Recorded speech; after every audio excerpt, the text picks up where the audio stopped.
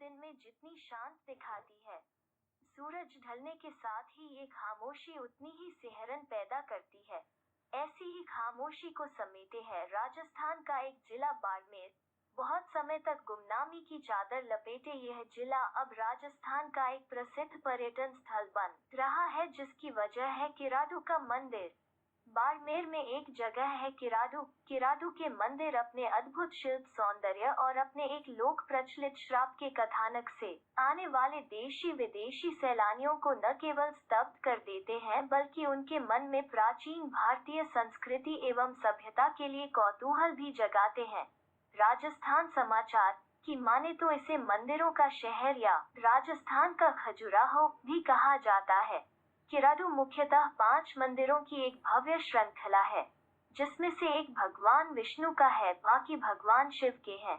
जिन्होंने बाड़मेर को घूमा है और इन मंदिरों को देखा है, वो जानते हैं कि इन मंदिरों को देखना कितना शानदार अनुभव है, जो अपने ऐश्वर्य और वैभव की कहानी स्वयं समेटे हुए है।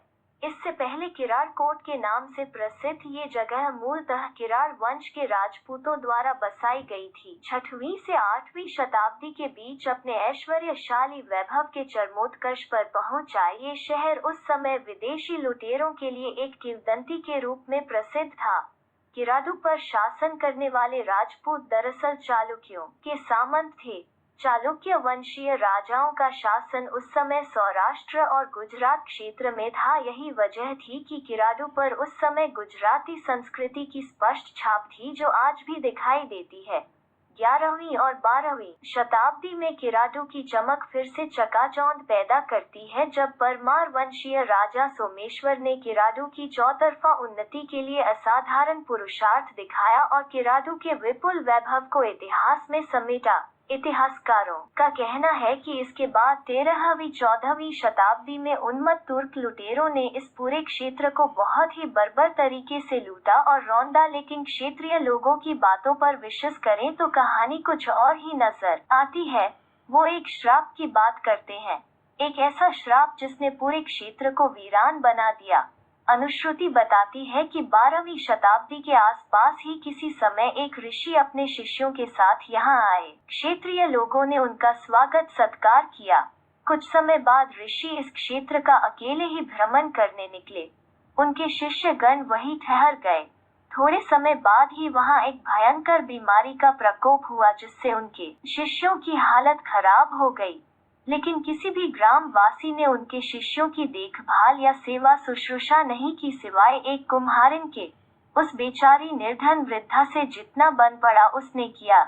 दैव योग से वो ऋषि उसी समय वहां लौटे। वहां अपने शिष्यों को अत्यंत चिंताजनक स्थिति में देखकर अचंभित हुए, लेकिन स्थिति समझते उन्हें देर नहीं लगी। इसके साथ ही उन्हें वहां के क्षेत्रवासियों की संवेदनहीनता पर भयंकर क्रोध आया। इसी क्रोध में उन्होंने उन क्षेत्रवासियों को श्राप दिया कि इस भयंकर आपदा में भी मेरे शिष्यों की हालत देखकर तुम्हारा हृदय द्रवित नहीं हुआ, पत्थर के समान बना रहा। जाओ, तुम सब भी उसी को प्राप्त हो और पत्थर बन जाओ। उसके बाद उन्होंने उस वृद्धा को भी आदेश दिया कि सूर्यास्त के पहले वो इस जगह को छोड़ दे, अन्यथा वो भी पत्थर की प्रतिमा बन जाएगी। उन्होंने उसे ये निर्देश भी दिया कि जाते समय वो पलटकर एक बार भी नहीं देखेगी, अन्यथा पछताएगी। भयवश वो वृद्धा तुरंत अपने घर की ओर भागी।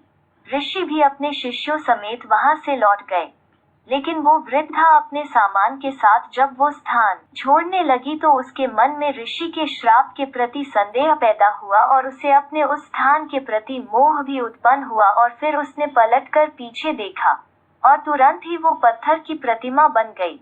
बताते हैं कि पास के सिन्हनी गांव में उसकी पाषाण प्रतिमा देखी भी जा सकती है। तब से वो श्राप आज भी प्रचलित है, जिससे आज भी कोई सूर्यास्त के बाद वहां रुकने की हिम्मत नहीं जुटा पाता।